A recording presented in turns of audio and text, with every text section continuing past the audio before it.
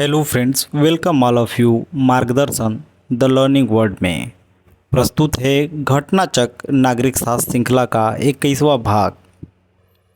इस video series में हम उत्तर प्रदेश माध्यमिक शिक्षा सेवा चयन बोर्ड, उत्तर प्रदेश लोक सेवा आयोग एवं अन्य परीक्षा संस्थानों द्वारा आयोजित TGT, PGT, GDC, GIC, LT grade, net, JRF परीक्षाओं की दृष्टि से अत्यधिक उपयोगी प्रश्नों की सीरीज लाए हैं।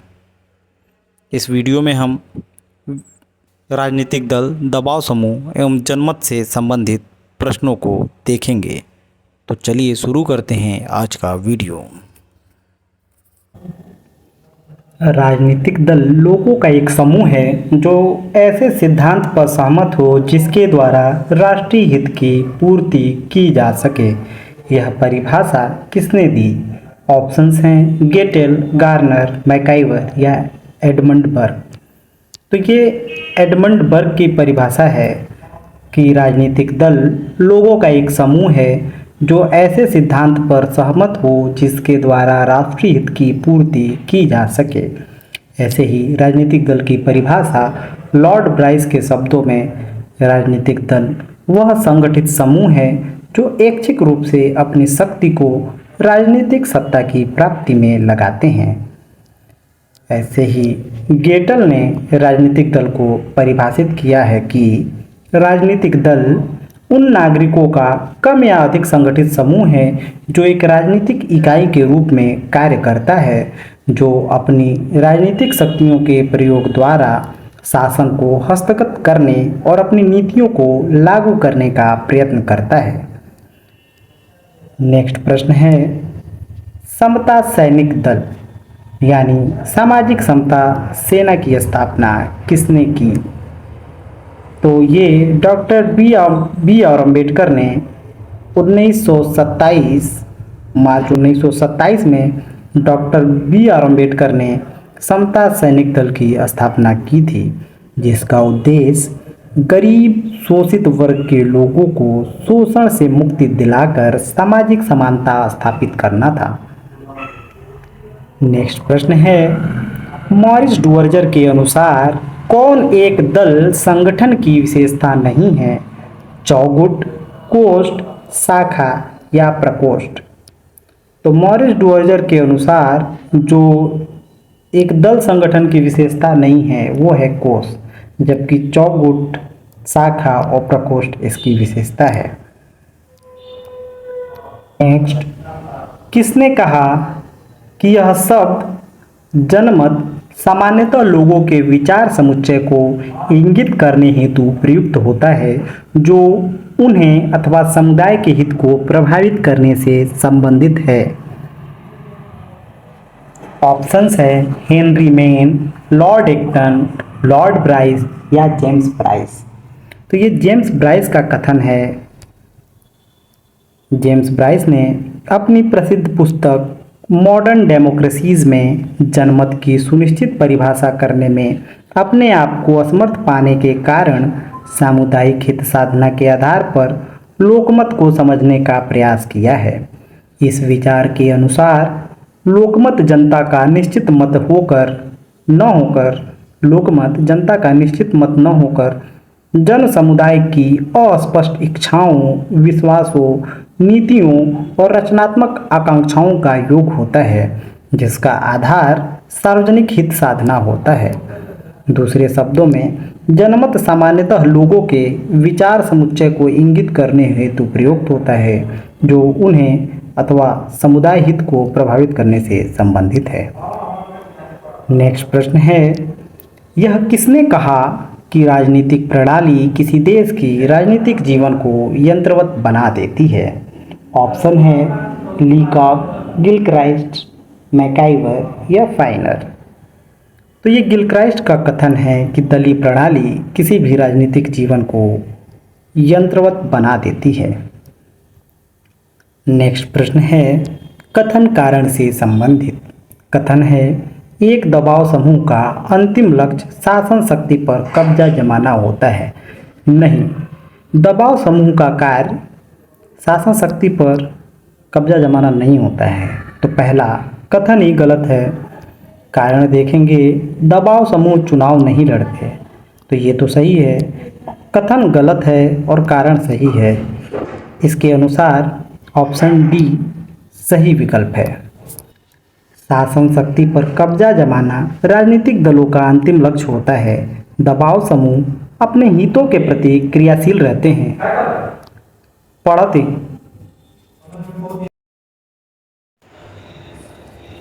नव बहुलवाद के अनुसार राजनीतिक व्यवस्था में किन समूहों को उच्च स्थिति प्राप्त है? ऑप्शंस है श्रमिक संघ, व्यापारिक संघ, सांस्कृतिक संघ या दृष्टिकोण संगठन। तो नव बहुलवाद के अनुसार राजनीतिक व्यवस्था में व्यापारिक संघों को उच्च स्थिति प्राप्त है। लिंडब्लोम ने इस मत का समर्थन करते हुए लिखा है कि इसके दो फायदे हैं। पहला तो सरकार अच्छी अर्थव्यवस्था पर निर्भर रहती है, जिससे वह सभी दायित्वों को पूरा कर लेती है। दूसरा, बाजार अर्थव्यवस्था निवेश और रोजगार के अवसर प्रदान करती है। अगला क्वेश्चन है, निम्न में से कौन सा दबाव समूह हिंसा के माध्यम का समर्थन करता है? ऑप्शंस हैं प्रदर्शनात्मक दबाव समूह, संस्थागत दबाव समूह, संघात्मक दबाव समूह या असंघात्मक दबाव समूह। तो हिंसा के माध्यम का समर्थन प्रदर्शनात्मक दबाव समूह करता है। इसकी व्याख्या देखेंगे तो आमंड द्वारा वर्गीकृत दबाव समूहों में प्रदर्शनात्मक समूह अपने हितों की सिद्धि के लिए हिंसा का आश्रय भी लेते हैं। इस प्रकार के समूह भीड़ भाड़ व प्रदर्शन आदि के रूप में आसपास प्रकट या विलुप्त होते रहते हैं। यह प्रदर्शनों, जुलूसों, दंगों, धरनों, हड़तालों के माध्यम से प्रकट होते हैं। नेक्स्ट, कथन और कारण से संबंधित प्रश्न है। कथन है, आनुपातिक प्रतिनिधित्व का साधारणतया बहुदलीय व्यवस्था से संबंध होता है। तो ये कथन सत्य है। कारण देखेंगे, इस व्यवस्था में छोटे दलों के लिए कुछ सीट प्राप्त करना आसान होता है। तो कारण भी सही है। तो ऐसे प्रश्नों में जहाँ कथन और कारण का प्रश्न हो, वहाँ पे क्योंकि लगा करके देखते हैं कथन को कारण से कनेक्ट करके। तो आनुपातिक प्रतिनिधित्व का साधारणतया बहुदलीय व्यवस्था से संबंध होता है, क्योंकि इस व्यवस्था में छोटे दलों के लिए कुछ सीटें प्राप्त करना आसान होता है। तो इस प्रकार ऑप्शन ए सही है, यानी ए और आर दोनों सत्य है और आर ए की सही व्याख्या करता है। नेक्स्ट,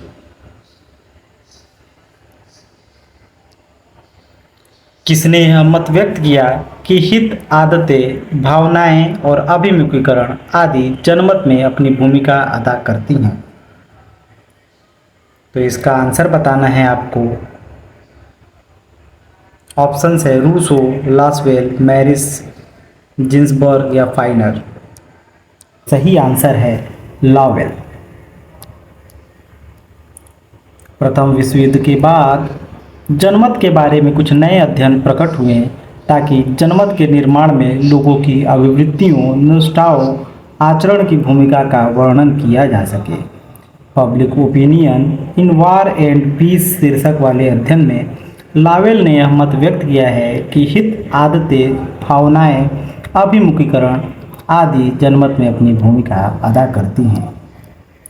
अगला प्रश्न है, कौन एक भारत में दबाव समूह का उदाहरण है? विकल्प है भारतीय राष्ट्रीय कांग्रेस, नहीं ये एक राजनीतिक पार्टी है। भारतीय जनता पार्टी, ये भी राजनीतिक पार्टी है। जनता दल यूनाइटेड, ये भी राजनीतिक पार्टी है। जबकि भारतीय किसान यूनियन एक दबाव समूह है। नेक्स्ट प्रश्न है, राजनीतिक दल की परिभाषा सर्वप्रथम किसके द्वारा दी गई थी? तो ये बहुत ही फेमस क्वेश्चन है और बार बार प्रतियोगी परीक्षाओं में आता है। तो राजनीतिक दल की परिभाषा सर्वप्रथम बर्ग के द्वारा दी गई। इंग्लैंड के नेता और लेखक एडमंड बर्ग ने अपनी पुस्तक thoughts on causes of the present डिसकंटेंट्स में राजनीतिक दल को सर्वप्रथम परिभाषित करते हुए कहा कि राजनीतिक दल एकताबद्ध लोगों का ऐसा निकाय है जो किन्हीं विशेष सिद्धांतों पर राष्ट्रीय हित को बढ़ावा देने के लिए सहमत होते हैं। नेक्स्ट,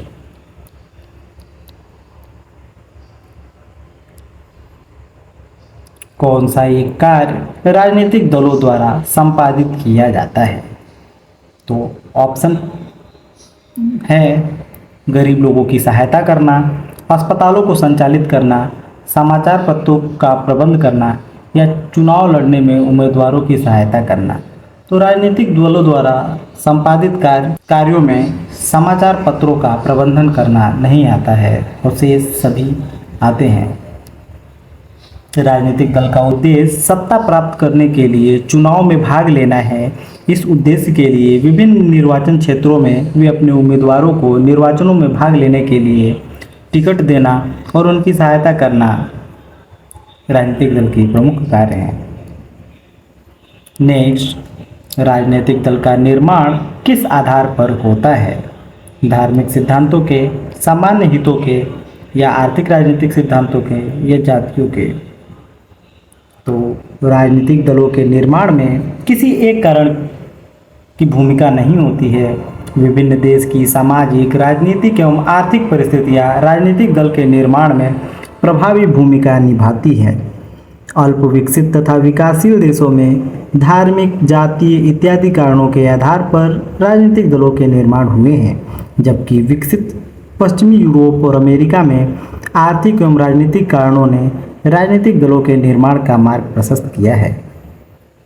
चूँकि सामान्य हित राजनीतिक दलों के निर्माण में सबसे स्पष्ट अवधारणा है, इसलिए सामान्य तौर पर सामान्य हित को राजनीतिक दल के निर्माण का आधार माना जा सकता है। धार्मिक, जाति या आर्थिक, राजनीतिक सभी वर्गों के अपने अपने सामान्य हित होते हैं, जिसके आधार पर वह संगठित होकर सत्ता प्राप्ति की दिशा में आगे बढ़ते हैं। इस प्रकार ये उचित ऑप्शन कोई नहीं है। नेक्स्ट, किसने दबाव समूह को अज्ञात साम्राज्य की संज्ञा दी है? तो आपको बताना है कि किसने दबाव समूह को अज्ञात साम्राज्य की संज्ञा दी है। तो एस.ई. फाइनर ने दबाव समूह को अज्ञात साम्राज्य की संज्ञा दी है। किसी भी राजनीतिक व्यवस्था में दबाव समूहों की महत्वपूर्ण भूमिका को देखते हुए एस.ई. फाइनर ने इन्हें अज्ञात साम्राज्य की संज्ञा दी है।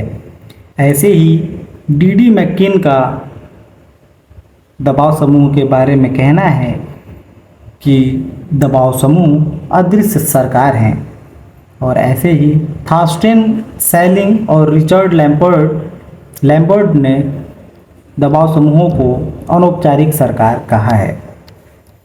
द्विपार्टी व्यवस्था कहाँ पाई जाती है? तो यूएसएसआर में द्विपार्टी व्यवस्था पाई जाती है। इसमें एक दल का नाम रिपब्लिकन पार्टी और दूसरे दल का नाम डेमोक्रेटिक पार्टी है।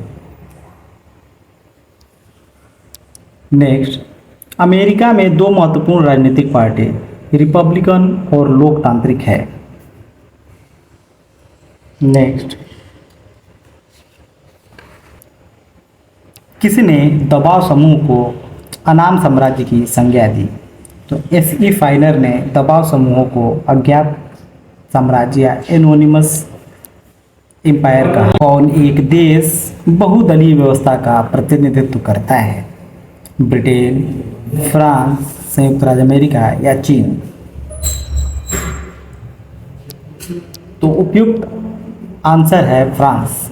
फ्रांस में बहुदलीय व्यवस्था विद्यमान है।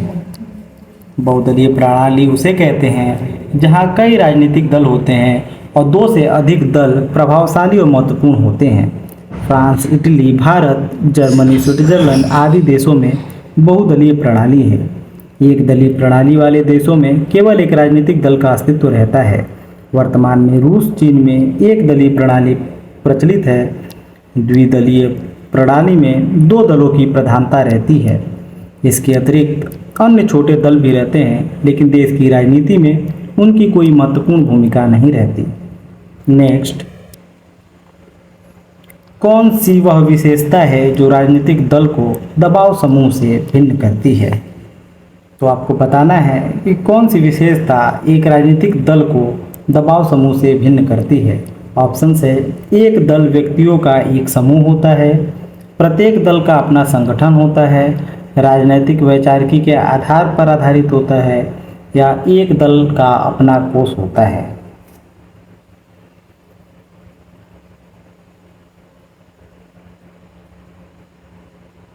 तो प्रत्येक राजनीतिक दल अनिवार्यतः किसी निश्चित राजनीतिक विचारधारा पर आधारित होता है।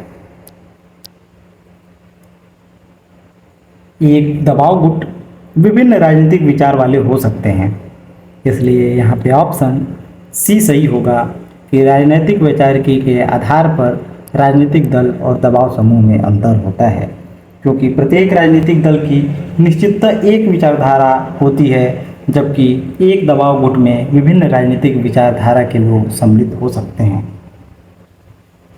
दबाव समूह की तकनीक है धमकी देना, मूल्य आधारित मांगे, अभिजन वर्ग का समर्थन या असहानुभूत रवैया। तो दबाव समूह की तकनीकों में आता है मूल्य आधारित मांगे। दबाव समूह जिन मांगों को सरकार के समक्ष रखते हैं उनके समर्थन में लोगों की स्वीकारोक्ति भी आवश्यक होती है। मूल्य आधारित मांगे ही ज़्यादा से ज़्यादा समर्थन प्राप्त करने में सहायक हो सकते हैं। ऐसी मांगे सरकार पर दबाव नहीं डाल सकती जिन्हें जनता का व्यापक समर्थन न प्राप्त हो। तो नेक्स्ट प्रश्न देखेंगे, फिर कथन कारण से संबंधित प्रश्न। कथन है, भारत में सुदृढ़ दलीय व्यवस्था नहीं है। कारण है, भारतीय राजनीतिक दल भारतीय समाज की जटिलता को प्रतिबिंबित करते हैं। तो दोनों ही कथन फैक्चुअली करेक्ट हैं और ए की सही व्याख्या आर करता है, इसलिए ऑप्शन ए सही है। नेक्स्ट प्रश्न देखेंगे, कौन दल प्रणाली की विशेषता नहीं है? ऑप्शंस है, दल अपने हितों के लिए संघर्ष करते हैं, दल प्रणाली व्यक्ति की व्यक्तिगतता को नष्ट करती है, दल कृत्रिम विभेद उत्पन्न करते हैं और दल सरकार के अंगों में एकरूपता स्थापित करते हैं। दल प्रणाली की विशेषता नहीं है, तो दल सरकार के अंगों में एकरूपता स्थापित नहीं करते हैं, जबकि हितों के लिए संघर्ष व्यक्ति की व्यक्तिगतता को तो नष्ट करते ही हैं और कृत्रिम विभेद भी उत्पन्न करते हैं। ऑप्शन डी होगा, दल सरकार के अंगों में एकरूपता स्थापित नहीं करते हैं। व्याख्या हम देख सकते हैं, समाज के प्रत्येक समूह एवं संस्था का निश्चित लक्ष्य अपने हित को सिद्ध करना होता है। यदि वे वैधानिक हैं तो इसके लिए वैधानिक तरीका अपनाएंगे और यदि असंवैधानिक है तो कोई भी तरीका अपना सकते हैं। राजनीतिक दल एक वैधानिक संस्था है, अतः इसका मुख्य लक्ष्य वैधानिक तरीकों से सत्ता प्राप्त करना है। ये दल व्यक्ति के स्वतंत्र विचार को प्रभावित करते हैं तथा दूसरे दलों के प्रति जनता में भेद उत्पन्न करते हैं। दल मुख्य रूप से सत्ता में बने रहना चाहते हैं। सरकार के अंगों में एकरूपता से इसका कोई वास्ता नहीं है। अपने हितों के लिए संघर्ष करना दबाव समूह का कार्य है। पार्टी सत्ता प्राप्त करने के लिए संघर्ष करते हैं। राजनीतिक दलों के कोई स्पष्ट हित नहीं होते, अनेक हितों का विलयन राजनीतिक दल में हो जाता है। इसलिए समयानुकूल मुद्दे पर जो दल को सत्ता तक पहुंचाते हैं वे मुद्दे महत्वपूर्ण हो जाते हैं। इस प्रकार विकल्प डी दल प्रणाली की विशेषता नहीं है। किस विद्वान ने कहा कि भारत में स्वतंत्रता के पहले कुछ वर्षों में जो दलीय प्रणाली थी वो एक दल प्रधान दल व्यवस्था थी? तो ये फेमस कथन रजनी कोठारी का है। भारत में प्रचलित बहुदलीय प्रणाली यूरोपीय देशों जैसा कि फ्रांस, इटली से भिन्न है। भारतीय दल प्रणाली अपने आप में एक मॉडल है। मोरिस जोन्स और रजनी कोठारी ने 60 के दशक में इस विचार को लोकप्रिय बनाया कि भारत में स्वतंत्रता से पहले के वर्षों में जो दलीय प्रणाली थी वह एक दल प्रणाली, एक दल प्रधान दल व्यवस्था थी। कि राजनीतिक दल अच्छे हैं या बुरे, इस संबंध में सूचना एकत्र करना वैसा ही है जैसा इस संबंध में विचार करना कि हवाएं और ज्वार भाटाएं अच्छे हैं या बुरे। ये कथन किसका है? ऑप्शंस हैं Robert Michels, Lovell, gene Blundell या गिलबर्ट। तो ये लॉवेल का कथन है। नेक्स्ट क्वेश्चन देखेंगे, किसने दलीय व्यवस्था तथा निर्वाचन व्यवस्था के मध्य सहसंबंध स्थापित करने का प्रयास किया है? तो आपको बताना है कि दलीय व्यवस्था और निर्वाचन व्यवस्था के मध्य सहसंबंध स्थापित करने का प्रयास कौन से विचारक ने किया है? तो ये महत्वपूर्ण विचारक हैं एम डुवर्जर। फ्रांसीसी राजनीतिक विचारक एम डुवर्जर ने अपनी चर्चित कृति पॉलिटिकल पार्टीज में राजनीतिक दलों की उत्पत्ति के बारे में विस्तार से वर्णन किया है। इन्होंने ही दलीय व्यवस्था और निर्वाचन व्यवस्था के मध्य संबंध स्थापित करने का प्रयास किया है। नेक्स्ट प्रश्न देखेंगे, भारत में दल विहीन लोकतंत्र की सर्वप्रथम वकालत किसने की? ये बहुत ही इंपॉर्टेंट क्वेश्चन है।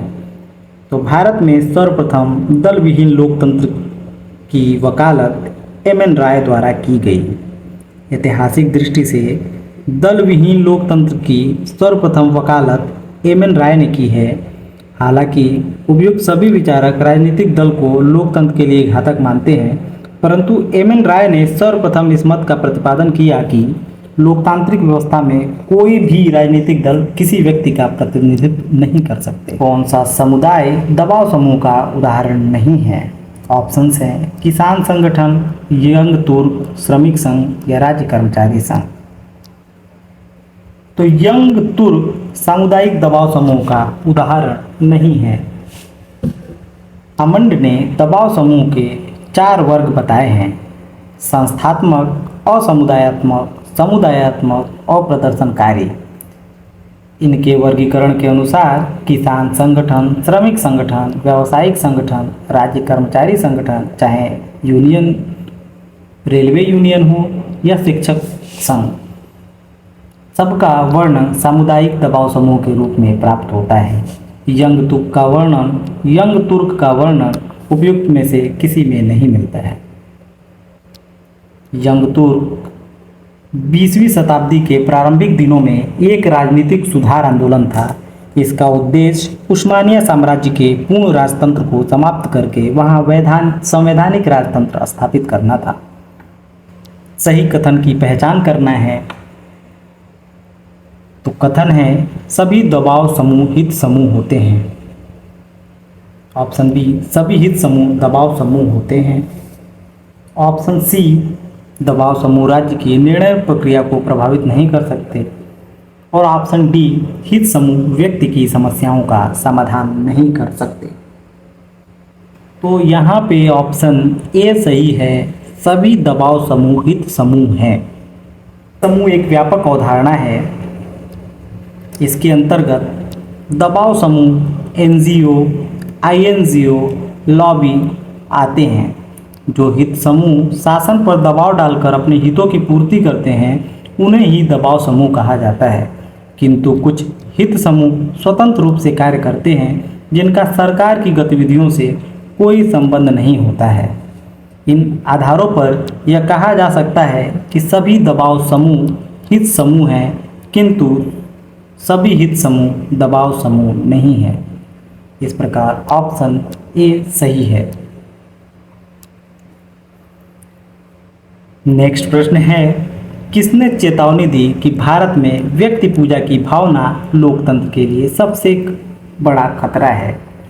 तो ऑप्शन बी सही है, डॉक्टर बी.आर. अम्बेडकर। राजनीति में व्यक्ति पूजा के दुष्परिणामों को देखते हुए डॉक्टर बी.आर. अम्बेडकर ने इसे लोकतंत्र के लिए सबसे बड़ा खतरा घोषित किया था। भारत की राजनीति में भक्ति या आत्मसमर्पण या नायक पूजा अन्य देशों की तुलना में बड़े स्तर पर अपनी भूमिका निभाती है। राजनीति में व्यक्ति पूजा पतन का रास्ता है जो अंततः तानाशाही पर खत्म होती है। नेक्स्ट प्रश्न देखेंगे, राजनीतिक दल अपरिहार्य है और कोई भी स्वतंत्र देश उसके बिना नहीं रह सकता। यह फेमस कथन किसका है? ब्राइस, लास्की, गार्नर या मैक्स वेबर?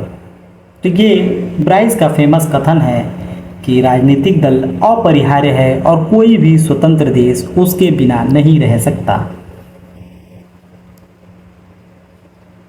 राजनीतिक दल उस संगठित समूह को कहते हैं जिसकी सदस्यता ऐच्छिक हो और जो राजनीतिक शक्ति को प्राप्त करके अपनी सामूहिक शक्ति लगा दे, प्राप्त करने में अपनी सामूहिक शक्ति लगा दे।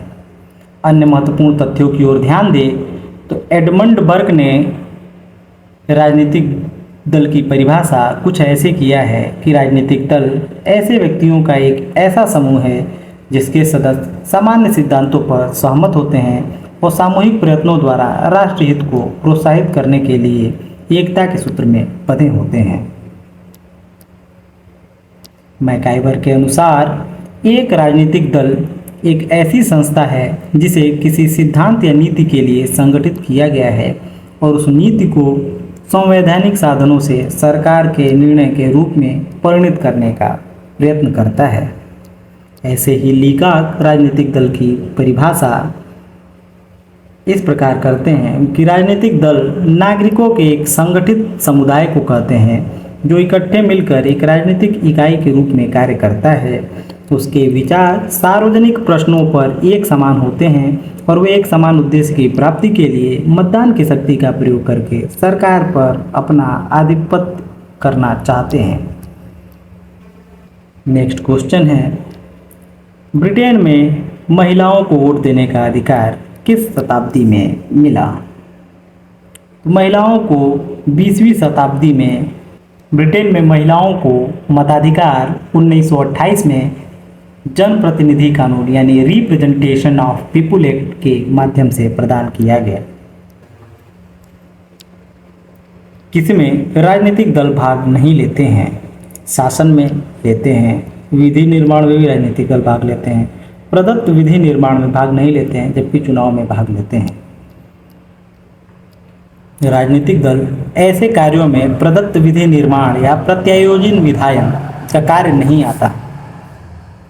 राजनीतिक दलों के कार्यों में मुख्यतः चुनाव में प्रतिभाग करना, नीति निर्माण करना, नेताओं की भर्ती में प्रशिक्षण करना, सरकार चलाना, विपक्ष की भूमिका निभाना, जनमत का निर्माण करना, हित प्रकटीकरण, समूहन एवं राजनीतिक सामाजिकरण शामिल है। अगला प्रश्न है, किस देश में एक दलीय पद्धति है? तो चीन में एक दलीय पद्धति है। चीन में साम्यवादी शासन प्रणाली है जिसके अंतर्गत एक दलीय व्यवस्था विद्यमान है। चीन की साम्यवादी पार्टी को कम्युनिस्ट पार्टी ऑफ चाइना कहते हैं। ये विश्व की सबसे पुरानी कम्युनिस्ट पार्टी है जो वर्तमान में कार्यरत है। इसके अतिरिक्त भारत में बहुदलीय प्रणाली पाई जाती है। संयुक्त राज्य अमेरिका में द्विदलीय प्रणाली पाई जाती है। किस देश में एक दलीय पद्धति है? चीन में। चीन ने स्वीकार किया है एक दलीय पद्धति। कौन एक राजनीतिक दल का आवश्यक तत्व नहीं है? तो प्रश्न में ध्यान दें, आवश्यक तत्व नहीं है। बहुत लोग राजनीतिक दल का आवश्यक तत्व नहीं को इग्नोर कर देते हैं और प्रश्न गलत हो जाता है। तो केयरफुली क्वेश्चन को रीड करें। आवश्यक तत्व नहीं है, संगठन होता है, सामान्य सिद्धांतों पर सहमति होती है, संवैधानिक शासनों में विश्वास होता है, लेकिन राजनीतिक दल का विदेशों द्वारा मान्यता आवश्यक तत्व नहीं है। तो राजनीतिक दलों की जो विशेषताएं होती हैं, यह एक ऐच्छिक संगठन होता है और दल के सामान्य सिद्धांतों पर सहमति होती है। ये शांतिपूर्ण और संवैधानिक तरीकों में विश्वास रखते हैं। इनका लक्ष्य राजनीतिक शक्ति प्राप्त करना होता है। ये संगठित होते हैं और ये राष्ट्रीय हितों को प्रमुखता देते हैं। कौन सी राजनीतिक दल की विशेषता नहीं है? संगठन है, लोकतंत्र में विश्वास, वैचारिक एकता और संवैधानिक साधनों में लोग राजनीतिक दल विश्वास नहीं करते हैं। जो समूह या संगठन सामान्य उद्देश्य की प्राप्ति के लिए कार्य करता है उसे दल कहते हैं। यदि उस दल का उद्देश्य राजनीतिक हो तो उसे राजनीतिक दल कहा जाता है। राजनीतिक दल की मुख्य विशेषताएं संगठन, मूलभूत सिद्धांतों में एकता, संवैधानिक उपायों का प्रयोग और लोकतंत्र में विश्वास एवं राष्ट्रीय हित की वृद्धि करना होता है। कौन यह विश्वास करता है कि प्रजातांत्रिक तथा सर्वाधिकारवादी दोनों ही व्यवस्थाओं में राजनीतिक दलों का चरित्र आवश्यक रूप से अल्पतंत्री होता है? तो ये रॉबर्ट मिशेल्स का मानना है कि प्रजातांत्रिक एवं सर्वाधिकारवादी दोनों ही व्यवस्था में राजनीतिक दलों का चरित्र आवश्यक रूप से अल्पतंत्री होता है। ये एक जर्मन समाजशास्त्री रॉबर्ट मिशेल्स पॉलिटिकल पार्टी में गूढ़तंत्र का लौह नियम यानी आयरन लॉ ऑफ ओलिगार्की का प्रतिपादन किया है। उन्होंने जर्मन के राजनीतिक दलों का विश्लेषण करते हुए लिखा कि किसी भी राजनीतिक प्रणाली में राजनीतिक दलों पर नियंत्रण मुट्ठी भर लोगों के हाथों में रहता है। किसे चतुर्थ स्तंभ फोर्थ स्टेट कहा जाता है? तो प्रेस को फोर्थ स्टेट माना जाता है। किस देश में सिविल सेवक किसी राजनीतिक दल के सदस्य बन सकते हैं? तो फ्रांस में ऐसा प्रावधान है कि वहाँ के सिविल सेवक राजनीतिक दल के सदस्य बन सकते हैं। फ्रांस में सिविल सेवकों को राजनीतिक दल की सदस्यता ग्रहण करने और उसकी गतिविधियों में भाग लेने की अनुमति दी गई है, जबकि भारत अमेरिका में सिविल सेवकों पर कठोर प्रतिबंध है। हाल ही के वर्षों में ब्रिटेन में उच्च पदीय सिविल सेवकों को छोड़कर अन्य सिविल सेवकों को सीमित राजनीतिक गतिविधियों में स्वतंत्रता प्रदान की गई है। नेक्स्ट प्रश्न है, कन्वेंशन, काकस और प्राइमरी का संबंध किससे है? ऑप्शंस हैं अमेरिकी सीनेट की शक्ति से, अमेरिकी प्रतिनिधि सदन की शक्तियों से, अमेरिकी राष्ट्रपति और संसद के बीच संबंध से, या अमेरिकी दलों और चुनावों से। तो कन्वेंशन, काकस और प्राइमरी का संबंध अमेरिकी दलों और चुनावों से है। नेक्स्ट, कौन एक राजनीतिक दल का एक अनिवार्य कार्यकलाप नहीं है? तो राजनीतिक दल का कार्यकलाप नहीं है बैठ के समाचार पत्र प्रकाशित करना राजनीतिक दल की अनिवार्य कार्यकलाप में नहीं आता है। राजनीतिक दलों के कार्य को देखें तो इनका मुख्य कार्य होता है प्रजातंत्र का संचालन संभव बनाना, राजनीतिक प्रक्रिया को स्थिरता प्रदान करना, जनता एवं सरकार के मध्य कड़ी का कार्य करना, सत्तारूढ़ दल की निरंकुशता पर नियंत्रण रखना, जनता को राजनीतिक रूप से प्रशिक्षित करना, सरकार के समक्ष मुद्दे प्रस्तुत करना, लोगों को शासन में भाग लेने के अवसर प्रदान करना और राष्ट्रीय एकता स्थापित करना राजनीतिक दलों के प्रमुख कार्य हैं। प्रजातंत्र में राजनीतिक दलों के निम्न में से कौन से कार्य नहीं हैं? तो राजनीतिक दल के कार्य नहीं हैं। लोकमत का निर्माण करना राजनीतिक दल का कार्य होता है, सरकार का गठन करना भी कार्य होता है, राजनीतिक चेतना का प्रसार करना भी राजनीतिक दल का कार्य होता है, जबकि प्रेस को नियंत्रित करना राजनीतिक दल के कार्य की श्रेणी में नहीं आता है। नेक्स्ट, कौन घोषणा पत्र की श्रेष्ठ परिभाषा है, यानी मैनिफेस्टो की श्रेष्ठ परिभाषा क्या है? पार्टी संविधान, सरकारी प्रतिबद्धता, राजनीतिक दल की प्रतिबद्धता या अभियान? तो राजनीतिक दल की प्रतिबद्धता घोषणा पत्र की श्रेष्ठ परिभाषा है। लोकतांत्रिक प्रणाली में प्रत्येक राजनीतिक दल कुछ मुद्दों एवं कार्यक्रमों पर जन समर्थन प्राप्त करने तथा सरकार बनाने का प्रयास करते हैं। इन मुद्दों एवं कार्यक्रमों को वह चुनाव पूर्व जारी घोषणा पत्र के द्वारा जनता के समक्ष समर्थन हेतु प्रस्तुत करते हैं। इस प्रकार घोषणा पत्र यानी मैनिफेस्टो कुछ मुद्दों एवं कार्यक्रमों के प्रति राजनीतिक दल की प्रतिबद्धता को व्यक्त करते हैं। नेक्स्ट, लोकमत तैयार करने की सबसे शक्तिशाली एजेंसी होती है प्रेस।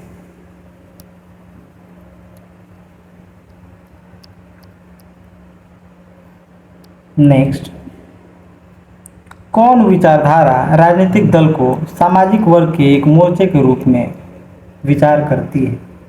तो मार्क्सवादी विचारधारा में राजनीतिक दल को श्रमजीवी क्रांति का अग्रिम दस्ता मानते हैं। दल ही श्रमिक वर्ग में क्रांति के विचार का प्रसार करता है, उन्हें क्रांति की कला की शिक्षा देता है और उन्हें अपने उद्देश्य में सफल बनाता है। यह न केवल शांति से पहले आवश्यक है, बल्कि श्रमजीवी अधिनायक तंत्र की स्थापना के लिए वह क्रांति के बाद भी आवश्यक है। नेक्स्ट प्रश्न देखेंगे, आधुनिक दल व्यवस्था का उद्भव सर्वप्रथम कहाँ हुआ था? तो आधुनिक दल व्यवस्था का उद्भव सर्वप्रथम इंग्लैंड में हुआ है। ब्रिटिश टोरी और विग दलों की विचारधारा क्रमशः थी। तो टोरी यानी अनुदारवादी और विग यानी उदारवादी, इसलिए ऑप्शन ए सही है। नेक्स्ट प्रश्न है, किसी राजनीतिक दल का मुख्य उद्देश्य जो होता है वह होता है सत्ता प्राप्त करना, जबकि किसी भी दबाव समूह का मुख्य उद्देश्य होता है सत्ता प्राप्त करना, नहीं सत्ता प्राप्त न करके अपने सदस्यों के हितों को सिद्ध करना। पोलित ब्यूरो शब्द संबंधित है साम्यवादी पार्टी से। पोलित ब्यूरो साम्यवादी पार्टी में नीति निर्धारण करने वाली सर्वोच्च संस्था है। इसे साम्यवादी पार्टी का बौद्धिक संगठन भी कहा जाता है। ये दबाव समूह माना जा सकता है। ऑप्शन है भारतीय राष्ट्रीय श्रमिक कांग्रेस, अंतर्राष्ट्रीय श्रम संगठन, अंतर्राष्ट्रीय स्वयंसेवक संघ, राष्ट्रीय स्वयंसेवक संघ, और ऑप्शन डी भारत सेवक समाज। तो दबाव समूह भारतीय राष्ट्रीय श्रमिक कांग्रेस है। जनमत का वास्तविक अर्थ है वह मत जो सारे समुदाय के कल्याण को ध्यान में रखे। जनमत से तात्पर्य उस मत से है जो सारे समुदाय या समुदाय के अधिकांश भाग के कल्याण को ध्यान में रखे। लिपमैन के अनुसार जनमत लोगों के मस्तिष्क की वे धारणाएं हैं जो लोग अपने बारे में, दूसरों के बारे में तथा अपनी आवश्यकताएं, उद्देश्यों एवं संबंधों के बारे में रखते हैं। ऐसे ही डूब जनमत की परिभाषा देते हैं कि जनमत का अर्थ है एक सामाजिक समूह के रूप में जनता का किसी प्रश्न या समस्या के प्रति रूप या विचार। नेक्स्ट, कौन एक स्वस्थ जनमत के निर्माण में बाधा है? तो स्वतंत्र प्रेस बाधा नहीं है, सकारात्मक पत्रकारिता भी बाधा नहीं है, राष्ट्रपति का अभिभाषण भी स्वस्थ जनमत के निर्माण में बाधा नहीं है, जबकि सांप्रदायिक प्रचार प्रसार स्वस्थ जनमत के निर्माण में बाधा के रूप में कार्य करती है।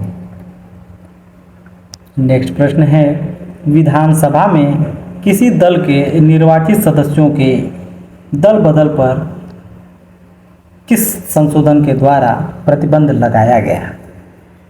ऑप्शंस है 52वां संविधान संशोधन, 42वां संविधान संशोधन, 74वां संविधान संशोधन या जनप्रतिनिधि कानून। तो ऑप्शन ए सही है। संविधान के 52वां संविधान संशोधन के द्वारा 1985 में दल बदल के दुष्चक्र को रोकने के लिए ये संशोधन किया गया था। भारतीय राजनीति में दल बदल के दुष्चक्र को रोकने के लिए 1985 में 52वां संविधान संशोधन किया गया, परंतु त्रुटिपूर्ण होने के कारण वह इस बुराई को दूर न कर सका। अतः वर्ष 2003 में 91वां संविधान संशोधन द्वारा दल बदल की कुप्रथा को और प्रतिबंधित कर दिया गया। इस अधिनियम द्वारा मंत्रियों की संख्या पर भी प्रतिबंध लगा दिया गया।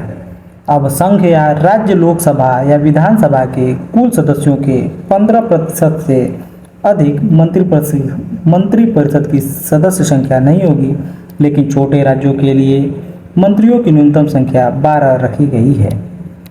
आपको ध्यान देना होगा कि दल बदल व्यवस्था का वर्णन संविधान की 10वीं अनुसूची में की गई है। मतदाताओं को पहचान पत्र देने का प्रावधान कहाँ किया गया है?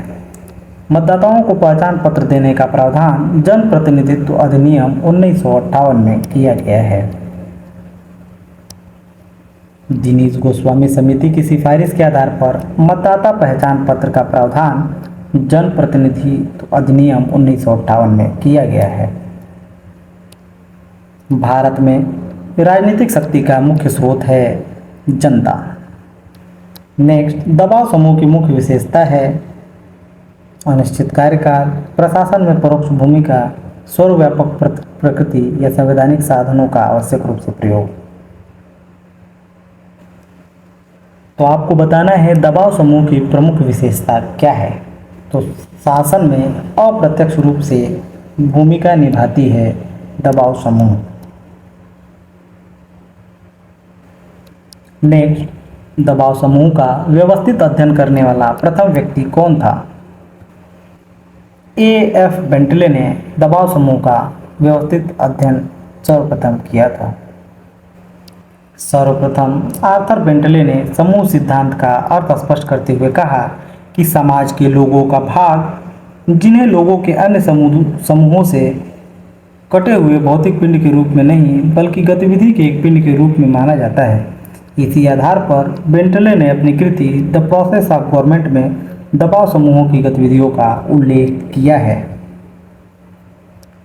नेक्स्ट प्रश्न है दबाव समूह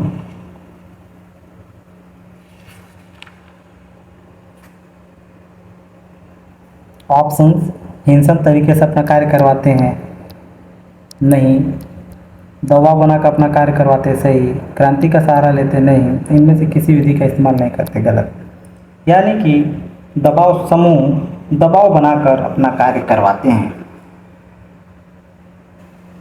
दबाव समूह अपने उद्देश्यों की पूर्ति हेतु विभिन्न युक्तियां अपनाते हैं, जिसमें अनुनय, सौदेबाजी, सीधी कार्यवाही, लॉबिंग यानी कि विधानमंडल के सदस्यों को प्रभावित कर अपने हित में कानून बनाने का निर्माण करवाना, दूरसंचार सेवाओं यानी TV, radio, press, social media साधनों द्वारा स्व हितों की पूर्ति हेतु प्रयोग, नीति निर्माताओं को प्रभावित करने हेतु आंकड़ों का प्रकाशन, गोष्ठियों का आयोजन, न्यायालयों में याचिका दायर करना और अपने समर्थक व्यक्तियों को चुनाव में दलीय प्रत्याशी मनोनीत करवाना।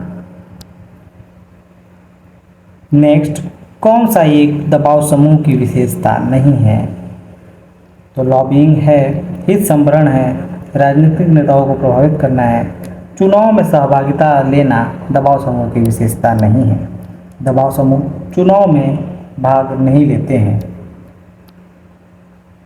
कौन दबाव समूह नहीं अपनाते हैं। तो कौन सा साधन दबाव समूह नहीं अपनाते हैं।